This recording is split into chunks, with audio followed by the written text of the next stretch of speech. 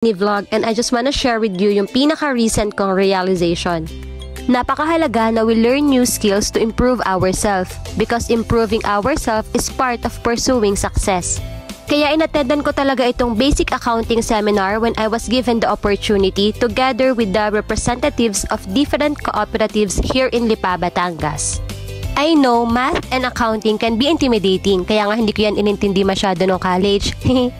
Pero napakahalagang part kasi nito sa pagnenegosyo. Pero dito ko na-discover na basta pala ginusto mo at andun yung willingness mo to learn something ay kaya mo itong matutunan at kaya mo itong aralin. Huwag mo lang iisipin na mahirap kasi kung anong isipin mo, yun talaga yung mangyayari. So yun, try to learn something new in order to improve yourself and in order to improve your life.